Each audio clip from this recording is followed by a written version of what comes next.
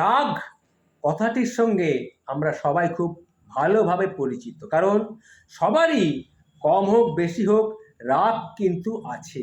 এই রাগ কিন্তু বেশি থাকা ভালো নয়, এটাকে নিয়ন্ত্রণ করা কিন্তু খুব জরুরি। এই নিয়ে একটি ছোট্ট গল্পের মাধ্যমে আমি আপনাকে কি করে রাগ নিয়ন্ত্রণ করতে হয় একটি গল্পের মাধ্যমে আপনাদের বোঝাচ্ছি। ছোট্ট একটি ছেলে খুব রাগী। বাবা কিছুতেই ছেলের রাগ নিয়ন্ত্রণে আনতে পারছেন না। একদিন বাবা ছেলেকে স্নেহের পরশে কাছে ডাকলেন। একটি পেরেক ভর্তি ব্যাগ তার হাতে দিয়ে বললেন, তুমি যতবার রেগে যাবে ততবার একটি করে পেরেক আমাদের বাগানের কাঠের বেড়াতে লাগিয়ে দিয়ে আসবে। এটি কিন্তু আমার আদেশ। প্রথম দিনেই ছেলেটি 37টি পেরেক মারল, কারণ সে 37 বার রেগেছিল দিনের মধ্যে।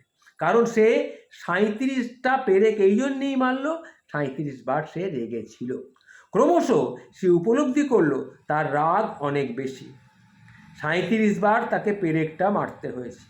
যাই হোক, আরও ভাবলো কষ্ট করে পেরেক মারার চেয়ে রাগ কিছুটা কমিয়ে ফেলতে পারলে ভালো হয়, কারণ রাগ কমিয়ে ফেলাই ভালো, তাহলে আর কষ্ট করে এতগুলো পেরেক মারতে হবে না। ছেলেটি পেরেক মারার কষ্ট লাঘব করতে গিয়ে রাগ নিয়ন্ত্রণ কি করে করতে হয় সেটা আস্তে আস্তে শিখে গেল। ধীরে ধীরে পেরেক মারা কমতে থাকলো এবং অবশেষে একদিন তাকে আর একটিও পেরেক মারতে হলো না। বাবা বুঝলেন তার প্রিয় সন্তান রাগকে নিয়ন্ত্রণে নিয়ে আসতে পেরেছে। এবার তিনি তাকে প্রতিদিন বাগানের বেড়ার একটি করে পেরেক তুলে ফেলতে বললেন। বাবার আদেশ পালন করলো ছেলেটি। সে পেরেক তোলা শুরু করলো। দেখতে দেখতে সব পেরেক সে তুলে ফেললো। পেরেক তোলা শেষ হয়ে গেলে তার বাবা তাকে বাগানে নিয়ে গিয়ে কাঠের বেড়াটি দেখিয়ে বললেন, দেখো, কাঠে পেরেকের গর্তগুলো এখনো কিন্তু রয়ে গেছে। কাঠের বেড়াটি এখনো আগের অবস্থায় কিন্তু তুমি আর আনতে পারবে না।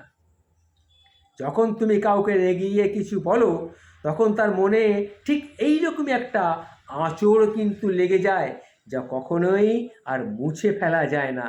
এটা বুঝতে পেরেছো তো বাবা? তাই রাগকে নিয়ন্ত্রণ করতে হয়। তুমি এখন রাগ নিয়ন্ত্রণ করতে হয় কী করে সেটা তুমি শিখে গেছো। সুতরাং মানসিক ক্ষত অনেক সময় কিন্তু শারীরিক ক্ষতর চেয়েও ভয়ঙ্কর হতে পারে, এটা তুমি মাথায় রেখে দেও। ছেলেটিকে এই ঘটনা থেকে ছেলেটি অনেক কিছু শিখেছিল। ঘটনাটি একটি প্রচলিত গল্প আপনাদের কাছে আবার তুলে ধরলাম।